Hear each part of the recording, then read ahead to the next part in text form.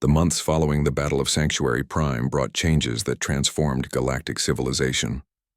The Concordat reorganized its entire approach to defense and security. Species that had focused exclusively on science and culture for thousands of years began training soldiers and building warships, not for conquest or expansion but for protection. They had learned the hardest way possible, that peace required the ability to defend it.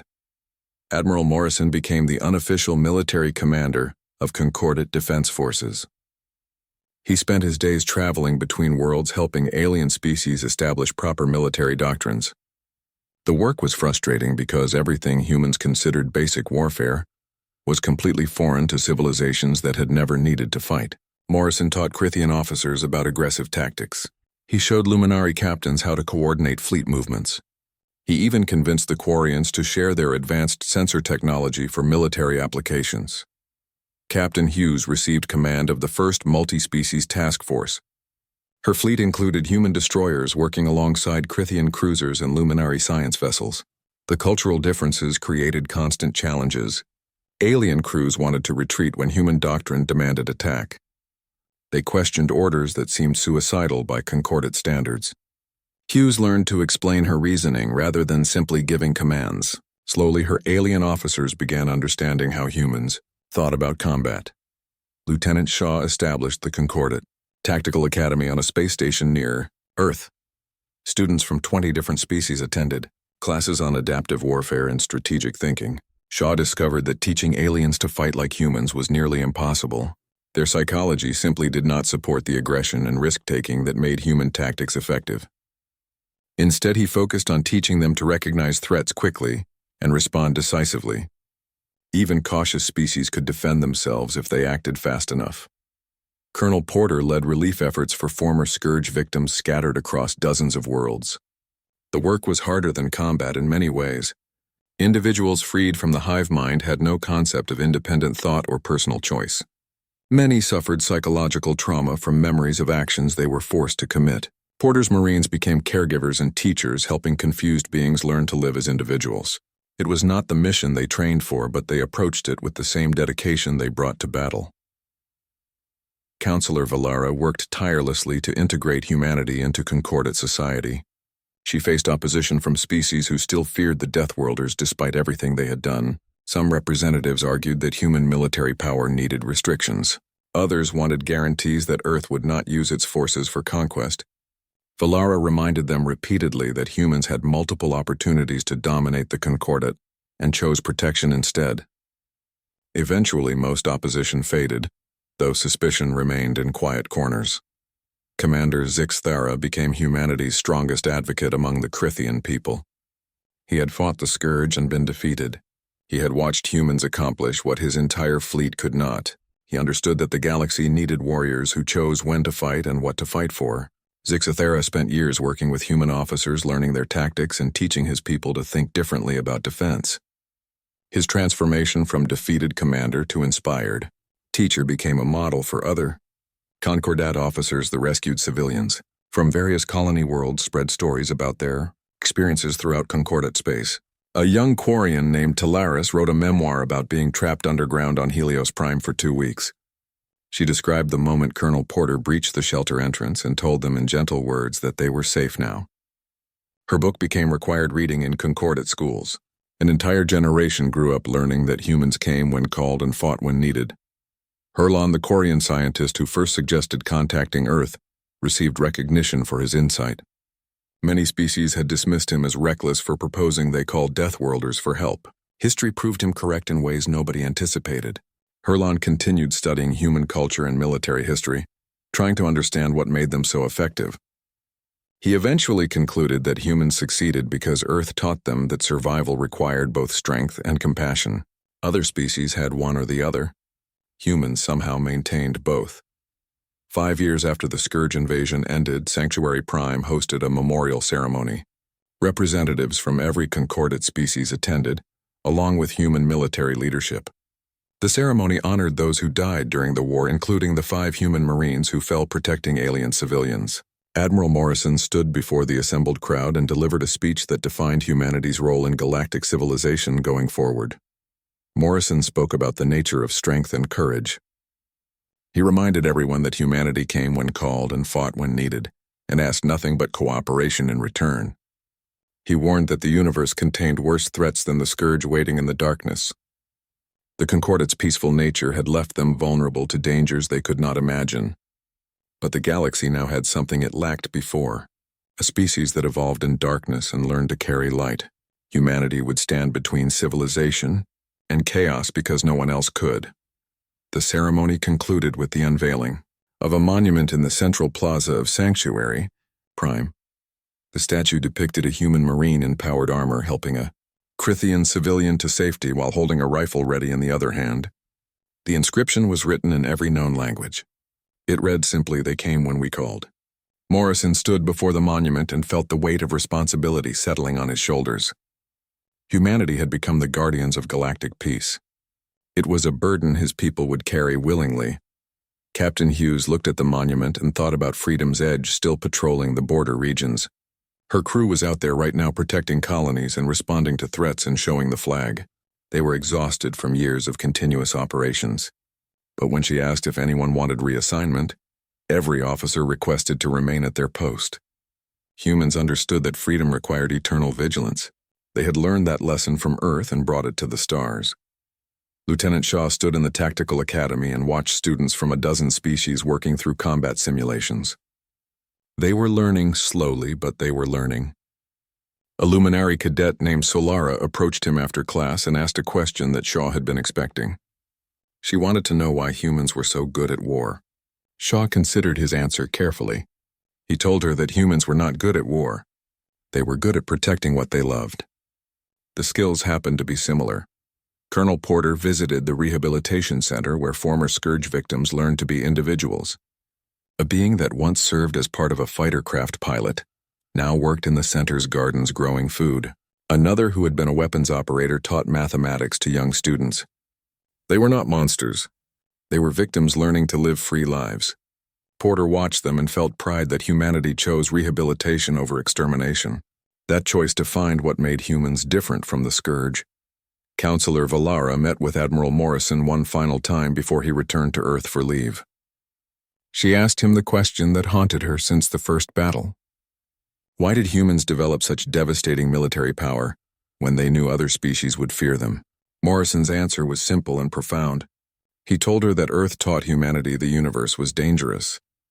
They could either become strong enough to survive or accept extinction. But strength without purpose was just violence. Humanity chose to use their strength to protect others because that was what made the struggle worthwhile. Valara understood finally why the distress call had worked. Humans did not respond because the Concordat offered them anything. They responded because people needed help, and that was sufficient reason. She wondered what the galaxy would have become if the Concordat had developed that same philosophy. Perhaps they would not have needed rescuing. But they had learned now. The lesson cost thousands of lives and the humiliation of being saved by species they once dismissed. It was a lesson they would not forget. The years that followed brought continued integration between human and Concordat forces. Joint missions became routine. Mixed crews served on ships designed by both human and alien engineers. Cultural exchanges helped each species understand the others better. Humans learned that Concordat species valued beauty and knowledge in ways Earth never emphasized. The aliens learned that humans valued loyalty and courage with an intensity that seemed almost religious. Both sides grew from the contact. New threats emerged from unexplored regions as they always did in a dangerous universe. But now the Concordat faced those threats with human allies who would fight beside them. The galaxy had changed in fundamental ways. Species that once believed civilization meant avoiding conflict learned that sometimes peace required the willingness to fight. Humans who once stood alone against a hostile galaxy found themselves part of something larger. Morrison returned to Sanctuary Prime 10 years after the Battle of Sanctuary Prime. His hair had gone, completely gray, and new scars marked his hands. He came for the dedication of a new defensive station. News of humanity's victories spread through the Concordat like fire through dry grass. Within days, every species knew that the Deathworlders had accomplished what entire fleets could not. They saved colonies that had been abandoned. They defeated scourge forces in direct combat. They rescued thousands of civilians and lost only 5 soldiers doing it. The response from Concordat leadership was complex and deeply uncomfortable. Counselor Valara stood before the emergency session and fielded questions she could not answer satisfactorily. Some council members wanted immediate military alliances with Earth and full technology sharing agreements. Others demanded explanations for how humans developed such advanced weapons, while supposedly isolated from galactic civilization. A few representatives from minor species suggested that once the Scourge were defeated, the Concordat should consider humanity a potential threat requiring containment. Valara let them argue for an hour before she spoke again. Her voice was quiet, but everyone stopped talking to hear her words. She asked a simple question. Would they prefer to face the Scourge alone? The council chamber fell silent. Whatever fears they harbored about human military power, the immediate danger came from the biomechanical swarms consuming their colonies. They needed the Deathworlders whether they liked it or not. Admiral Morrison did not wait for Concordat politics to resolve. He identified 8 more colonies under Scourge occupation, using data provided by Herlon, the Quarian scientist. Each colony contained trapped civilians that the Concordat wrote off as casualties of war. Morrison divided his available forces and assigned targets. Captain Hughes would take her battle group to liberate 4 colonies. Commander Blake would handle 3. Morrison would personally command operations against the largest Scourge concentration dock. The campaign expanded across the Viridian sector with human ships appearing wherever the Scourge thought themselves secure. Hughes led her forces to the mining colony of Redstone, where Crithian workers had been trapped underground for 3 weeks.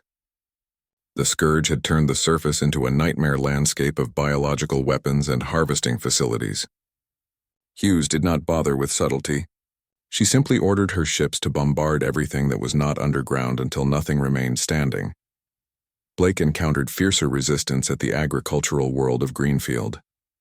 The Scourge had learned from previous defeats and deployed weapons specifically designed to counter human plasma cannons. Their organic armor now included ablative layers that vaporized under intense heat, but protected the hull beneath. Blake found this interesting rather than concerning.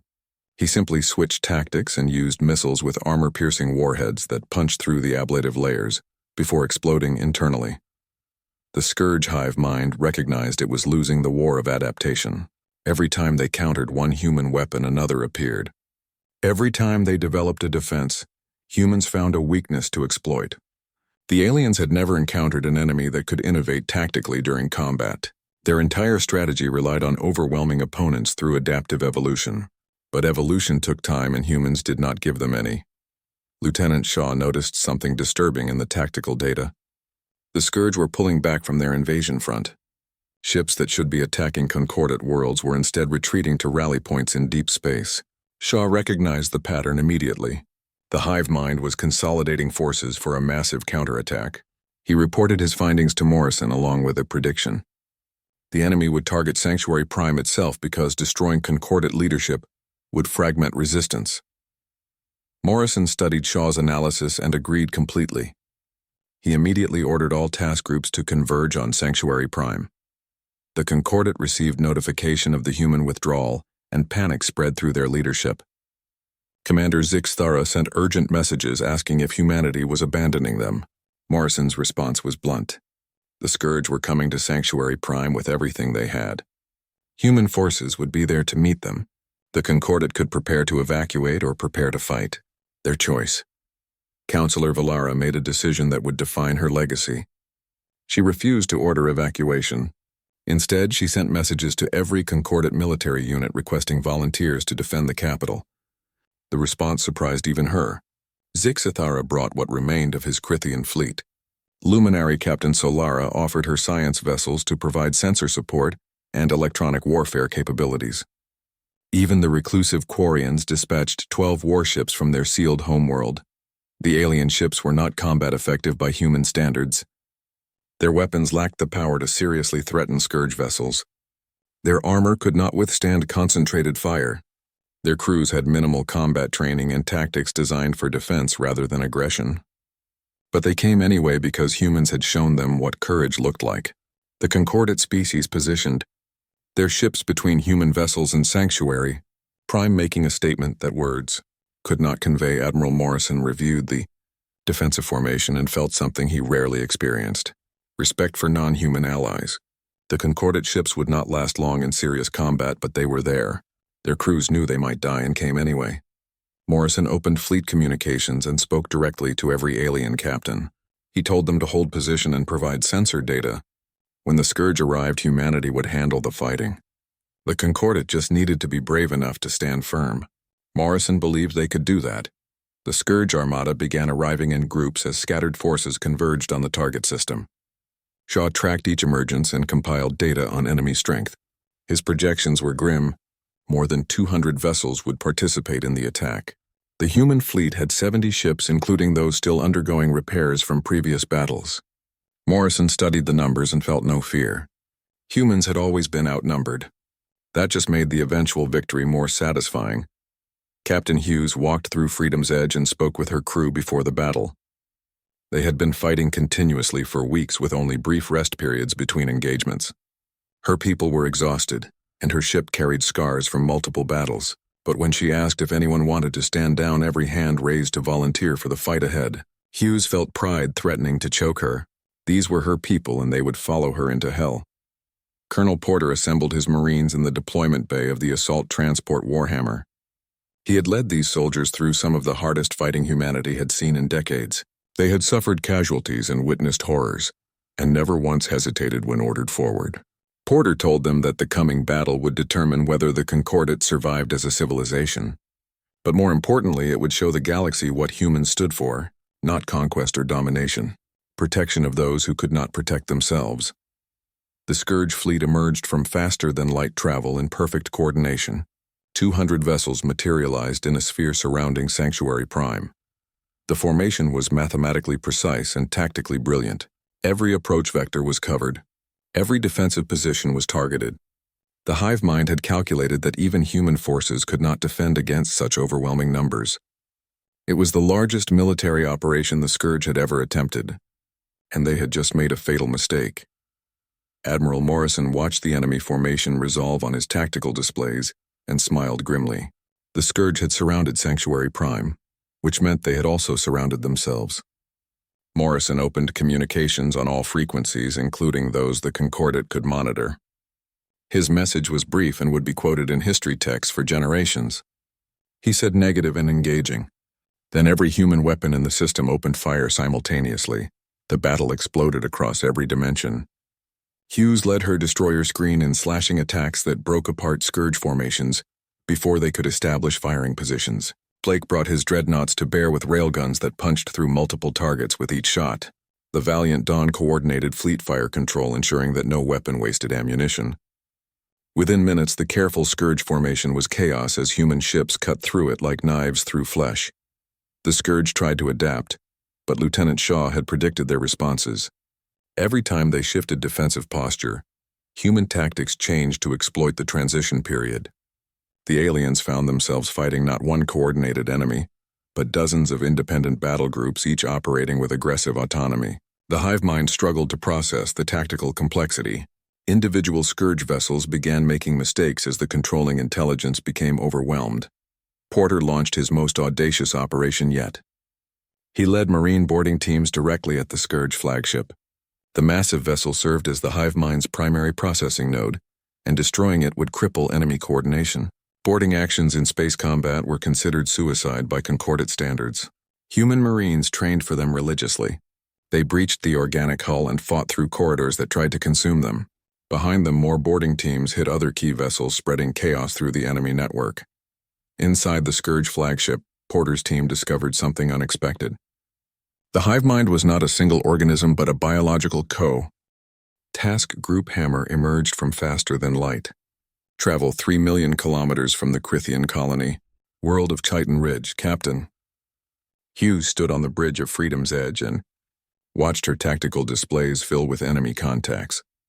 The Scourge had established complete control over the system, with vessels positioned in defensive formations around the planet. They had been harvesting for 12 days and showed no signs of leaving. Hughes smiled coldly. That was about to change. The Scourge detected the human ships immediately and responded with what had worked against Concordate forces.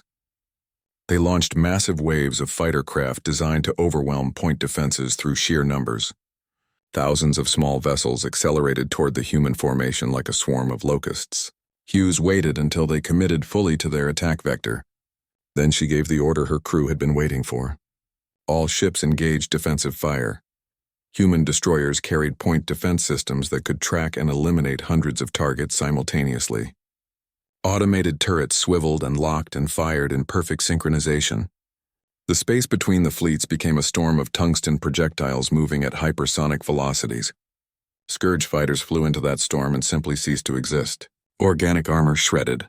Biological systems failed. Within 90 seconds, more than 2,000 enemy craft were reduced to expanding clouds of debris. The Scourge adapted by thickening armor on the surviving fighters and changing their approach patterns. Hughes had expected that response because Lieutenant Shaw predicted it during the mission briefing. She ordered her ships to switch from solid projectiles to fragmentation rounds. The next defensive salvo filled space with thousands of smaller projectiles that spread into expanding patterns. The armored fighters flew into clouds of shrapnel and died just as quickly as their predecessors. While the Scourge focused on the failed fighter assault, Hughes brought her destroyers into attack range and opened fire with their primary weapons. Missiles streaked from launch tubes and accelerated to incredible speeds. The Scourge capital ships activated defensive systems designed to intercept incoming projectiles. Human missiles detected the countermeasures and immediately shifted into evasive maneuvers. They jinked and dodged and came at their targets from unpredictable angles. The first wave of missiles struck home with devastating results. Nuclear warheads detonated against organic hulls and turned armor into plasma. Conventional explosives breached internal compartments and vented atmosphere into vacuum. The Scourge vessels tried to adapt their defenses, but Hughes was already switching tactics again. Her destroyers closed to energy weapon range and began hammering targets. With plasma cannons that melted through weakened armor, the Scourge finally understood they were facing something completely different from previous opponents. These humans did not fight defensively or retreat under pressure. They attacked constantly from multiple directions and changed weapons faster than adaptive systems could respond. The alien hive mind ordered its vessels to concentrate fire on the nearest human ship, thinking that destroying even one would force the others to pull back. It was a fatal misunderstanding of human psychology. The destroyer Liberator took concentrated fire from 4 Scourge vessels. Her shields collapsed and armor melted under weapons that grew new forms with each shot. The captain reported severe damage and requested permission to withdraw. Hughes denied the request and instead ordered every ship in the task group to converge on the Liberator's position. Within minutes, the 4 Scourge attackers were surrounded by angry human warships that proceeded to tear them apart with extreme prejudice. Commander Stephen Blake commanded Task Group Anvil and approached his target with different tactics. The luminary colony of Brighthaven was defended by a larger Scourge force that had learned from previous defeats.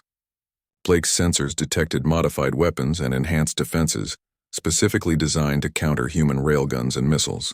The enemy was adapting strategically now. Blake found that fascinating and extremely dangerous. Blake held his dreadnoughts back and sent forward only his lightest ships equipped with sensor arrays. The Scourge opened fire immediately, trying to destroy the scouts before they could gather data. Human ships danced through the defensive fire, taking only minor damage while their instruments recorded everything. Blake studied the sensor returns and identified the modifications the Scourge had made. Then he planned his attack to exploit weaknesses the enemy did not know they had created. The Scourge had thickened their armor against kinetic weapons, which made their ships slower and less maneuverable. They had enhanced energy defenses which required massive power systems that created heat signatures. Blake ordered his ships to launch missiles carrying specialized warheads designed for electronic warfare. The missiles did not explode. Instead, they released powerful electromagnetic pulses that overloaded Scourge systems and blinded their sensors temporarily. While the enemy flailed in electronic darkness, Blake brought his dreadnoughts forward at maximum acceleration. The heavy human ships crashed into the Scourge formation like hammers hitting glass. At point-blank range, their plasma cannons carved through organic armor that had been optimized against solid projectiles. The aliens tried to adapt again, but Blake was already 3 steps ahead. He switched to railguns just as they weakened energy defenses to strengthen kinetic protection. Admiral Morrison led Task Group Guardian to the most dangerous target. The Scourge had established a massive staging ground around a gas giant in an uninhabited system. Sensors detected more than 60 vessels harvesting fuel and building new ships from captured resources. Morrison knew this base supported operations across the entire sector. Destroying it would cripple the enemy's ability to continue their invasion. It would also be the hardest fight yet. Morrison brought his entire task group out of faster-than-light travel directly into the middle of the enemy formation. It was a move so aggressive that several concordant observers monitoring the battle thought the humans had made a navigation error. The Scourge certainly believed they had been handed an easy victory. They immediately surrounded the human ships and prepared to destroy them at close range. Morrison had counted on that response. Every human ship activated its shields and weapons simultaneously, creating a sphere of defensive fire that nothing could penetrate. The Scourge vessels, closing from all directions, flew directly into overlapping fields of fire from dozens of warships. Morrison had deliberately placed his fleet in a position where every ship could support every other ship. The aliens realized their mistake too late. They had surrounded the humans, but the humans had trapped them in a killing zone. The battle became a brutal slugging match, with ships trading fire at ranges where missing was impossible. Scourge vessels died by the dozen as human weapons tore through their formations. But the aliens had numerical superiority, and their adaptive weapons finally started finding weaknesses in human defenses. The dreadnought Thunderstrike took heavy damage when 3 enemy vessels concentrated fire on a single section of armor. Morrison ordered the damaged ship to fall back behind, screening vessels while damage control teams worked to restore combat capability. Colonel Porter led the Marine assault on Brighthaven, while Blake's ships cleared orbital space. The colony had been abandoned by Concordant forces 2 weeks earlier, with thousands of civilians left behind. The Scourge ground forces had evolved specifically to counter the tactics Porter used at Helios Prime. They deployed weapons that could penetrate powered armor and creatures that fought with disturbing intelligence. Porter's Marines took casualties for the first time in the campaign. Sergeant Nicole Garcia fell when a biological mine detonated beneath her position. Her armor absorbed most of the blast, but she went down with broken ribs and a concussion. 2 Marines immediately moved to cover her position, while a medic dragged her to safety. The Scourge tried to exploit the gap in the line, but ran into concentrated fire from soldiers who would not abandon their wounded. The aliens learned that injuring a human Marine only made the others fight harder.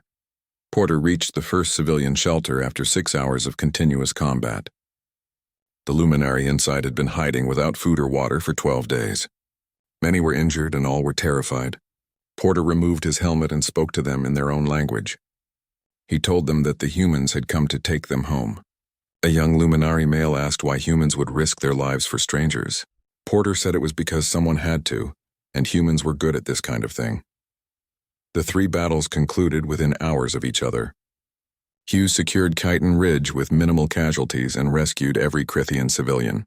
Blake captured the Scourge staging ground after destroying 2/3 of the enemy fleet present. Morrison's task group Guardian suffered the heaviest damage but accomplished their mission.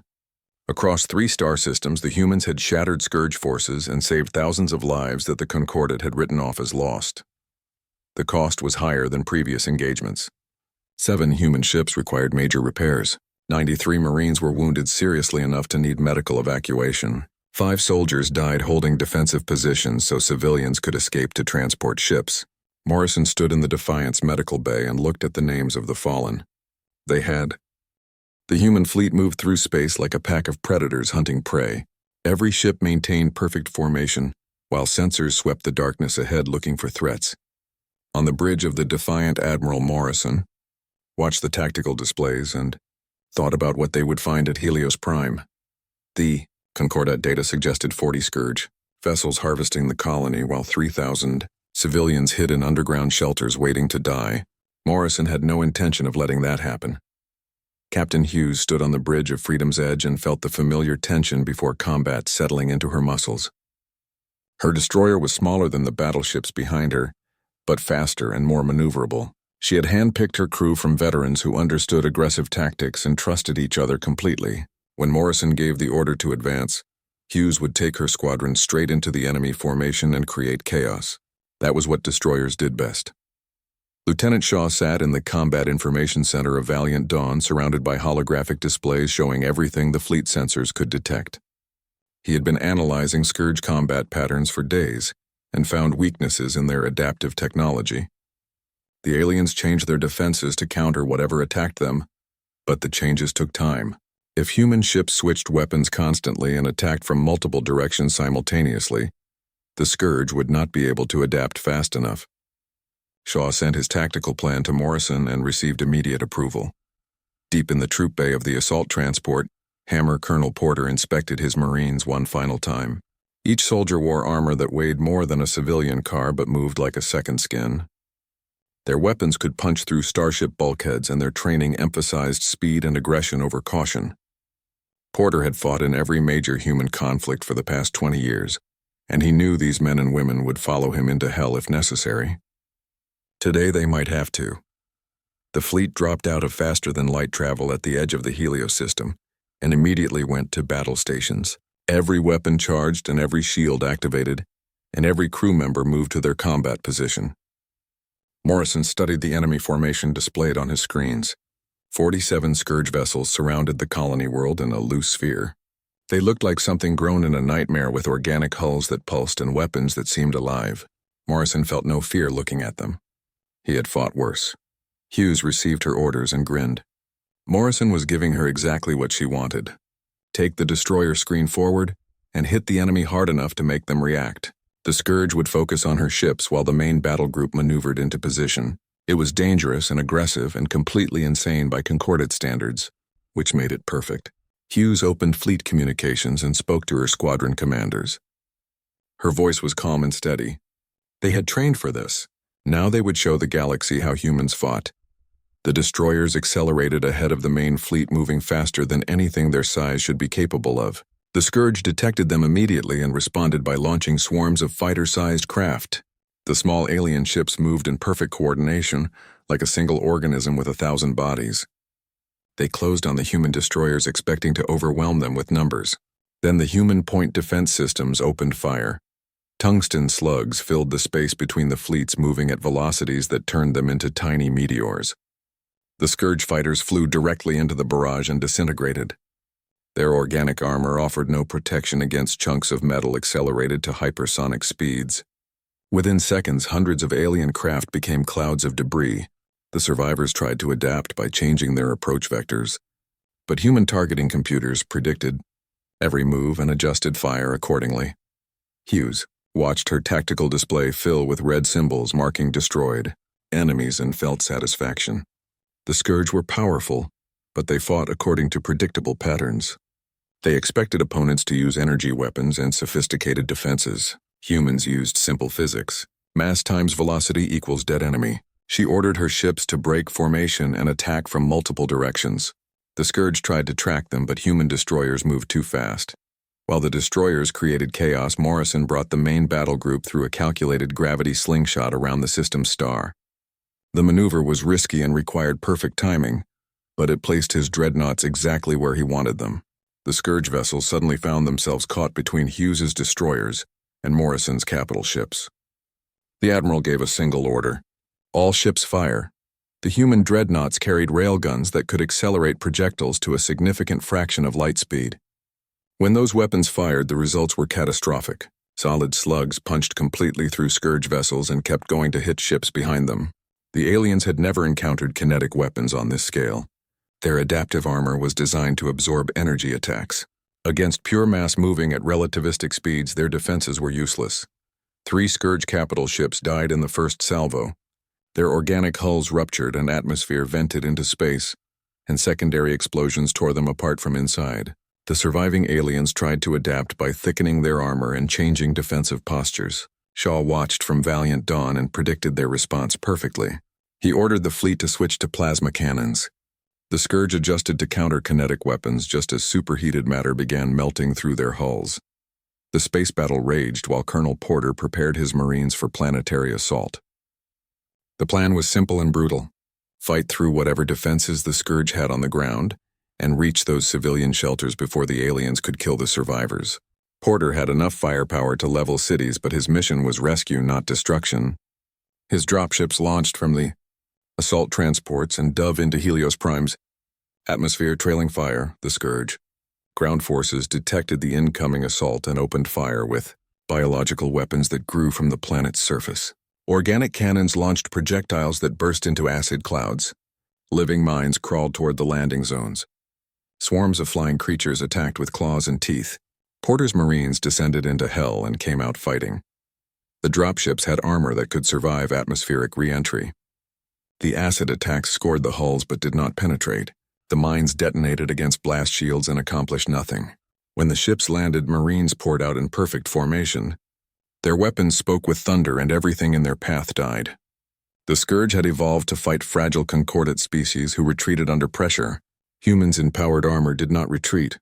Porter led from the front because that was how human officers operated.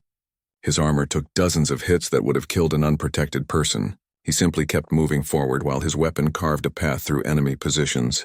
Behind him, Marines advanced in coordinated teams, providing covering fire and eliminating threats with practiced efficiency. They had trained for urban combat and close quarters battle, and this was what they were made for.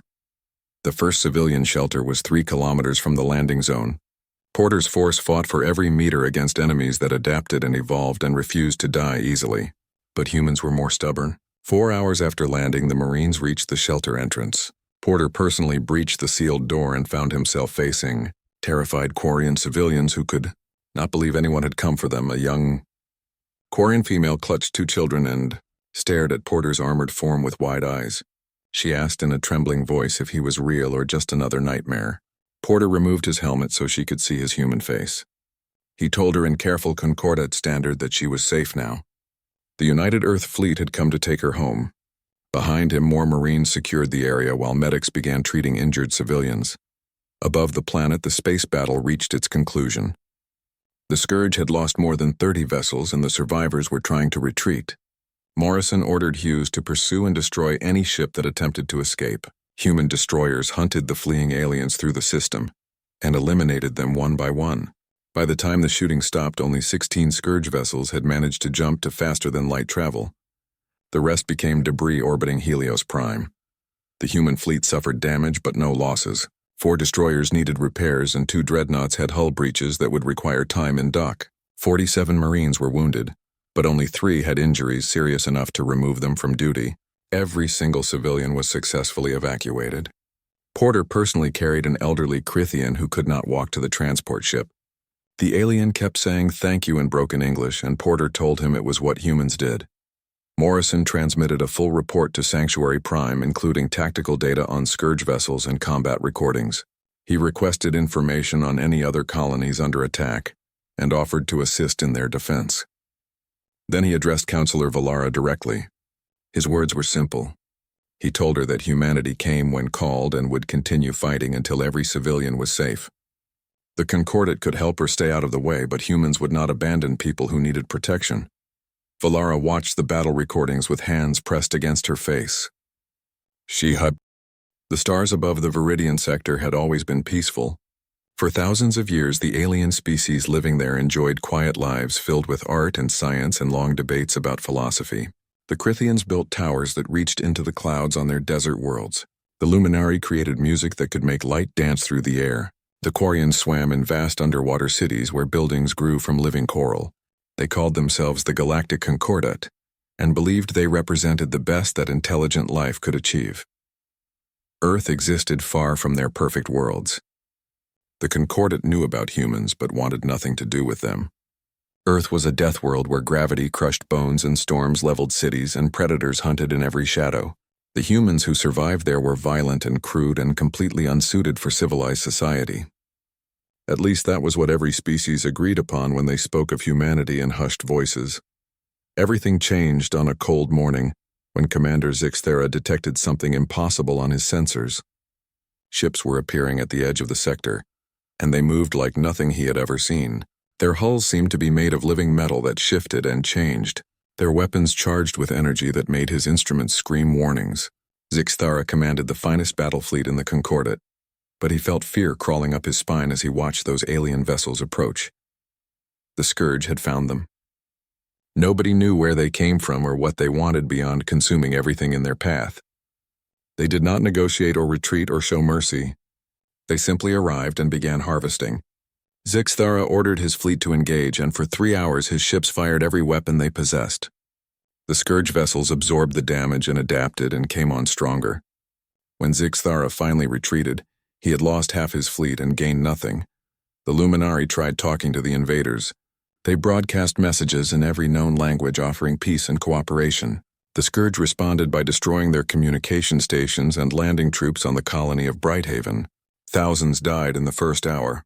The elegant Luminari had no weapons capable of stopping the biomechanical soldiers that tore through their cities. Their crystal spires shattered under weapons that grew new forms with each attack. The Quarians sealed their homeworld behind energy shields and refused to help anyone else. They had always been the most cautious species in the Concordat, and now they watched from safety as their allies fell. 3 colony worlds went dark within 2 weeks. The Concordat Council met an emergency session aboard Sanctuary Prime, and nobody had any solutions worth hearing. Counselor, Velara stood before the gathered representatives and felt the weight of failure pressing down on her shoulders. She was Luminari, and her people prided themselves on wisdom and diplomacy. But wisdom meant nothing against an enemy that could not be reasoned with. She proposed sending warning signals to every civilization in the galaxy, including those they normally avoided. Most of the council agreed immediately. Then someone mentioned Earth. The chamber erupted in angry voices. Contacting the Deathworlders was madness. Humans were barely civilized, and their technology was primitive compared to Concordat standards. What could they possibly offer except more violence in a situation that already had too much? Velara listened to the arguments and felt sick inside because she knew they were probably right. But she also knew they were running out of options very quickly. Herlon, the Quarian scientist, asked to speak, and the council reluctantly gave him the floor. He was young for his species and had always been interested in forbidden subjects like military history and combat theory. He told the council that warning Earth would be pointless, but calling for help might work. Humans had a strange habit of responding to distress signals even when doing so put them in danger. It was irrational and completely unlike any civilized species, which meant it might be exactly what they needed. Herlon proposed sending a specific type of message, not a warning but a cry for help that emphasized civilian casualties and innocent victims. He had studied human history and knew they responded strongly to threats against the helpless. If the message was crafted correctly, the Deathworlders might actually come. And even if their primitive ships only bought a few extra days, that would be enough time to evacuate the core worlds. The vote was close, but the council approved the plan. Velara personally wrote the distress call and made sure it contained every detail about Scourge attacks on civilian populations.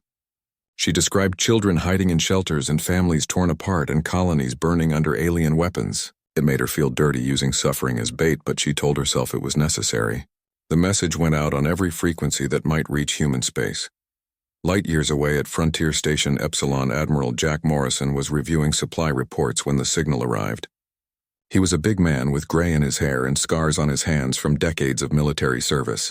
He had fought in the Mars Rebellion when colonies tried to break away from Earth. He had been there during the Titan skirmishes when corporate armies clashed over mining rights. He knew what real combat looked like, and he could smell desperation in the alien transmission. Morrison read the message 3 times while his officers waited in silence. The Concordat had spent years treating humanity like dangerous animals that should be avoided. Now they were begging for help against something they could not handle alone. Part of him wanted to ignore them and let them face the consequences of their arrogance. But a larger part remembered the descriptions of civilian casualties and children in danger. His finger moved to the response button.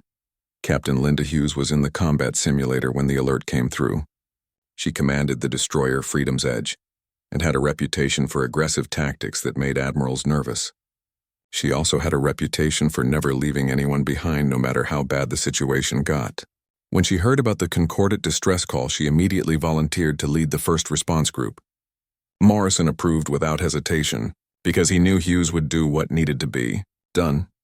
Lieutenant Greg Shaw served as tactical officer on the carrier Valiant Dawn and spent most of his time studying alien combat doctrines. He had files on every known species, including the Concordat members who refused to share military data with humans. Shaw believed that understanding how others fought was the key to winning battles before they started. When Morrison asked him to analyze the Scourge threat, Shaw spent 2 days reviewing every piece of data the Concordat had provided. What Shaw found made him worried and excited at the same time. The Scourge used adaptive technology that changed during combat to counter enemy weapons. They overwhelmed defenses with superior numbers and firepower, but they showed very little tactical creativity and seemed to rely on brute force rather than strategy. Shaw believed humans could exploit that weakness if they moved fast enough and hit hard enough, and never let the enemy settle into a pattern. Morrison gave the order, and humanity mobilized for war. 73 warships assembled at rally points across human space. They were not elegant like Concordat vessels with smooth hulls and artistic designs. Human ships looked like what they were. Weapons platforms covered in armor and bristling with guns and built to take damage and keep fighting. The fleet included destroyers and cruisers and massive dreadnoughts that could crack planets if necessary. The flagship Defiant took position at the center of the formation. Morrison stood on the bridge and looked at the tactical display showing every ship in perfect formation. Behind him, his crew worked in quiet efficiency, preparing weapons and checking systems and calculating jump coordinates. Nobody asked why they were helping aliens who had treated them with contempt. They were going because people needed help, and that was reason enough. The journey to the Viridian sector would take 3 weeks at maximum speed. Morrison used that time to drill his fleet in tactics that no Concordat species would consider. Human ships practiced aggressive maneuvers and close-range combat and boarding actions that involved actually entering enemy vessels. They ran simulations where nothing went according to plan and learned to adapt faster than any computer could predict. Colonel Frank Porter commanded 5,000 Marines packed into assault transports. His soldiers wore powered armor that turned them into walking tanks. They carried weapons designed to punch through starship hulls and trained constantly in zero-gravity combat. The Concordat had no equivalent to human Marines because civilized species did not board enemy ships and fight deck by deck. Porter intended to show them exactly how Deathworlders handled problems. As the fleet crossed into Concordat space, Valara received notification of their approach. She expected maybe a dozen ships as a token gesture before humanity retreated to safety. Her sensors showed 73 warships in battle formation with energy signatures that made her instruments malfunction. She opened a communication channel with shaking hands and found herself looking at Admiral Morrison's weathered face. Morrison spoke in perfect Concordat standard, and his words were simple and direct. He told her that humanity had received the distress call and come to help. He asked for coordinates to the nearest enemy concentration and wanted to know how many civilians needed evacuation. Valara realized with growing horror that the Deathworlders had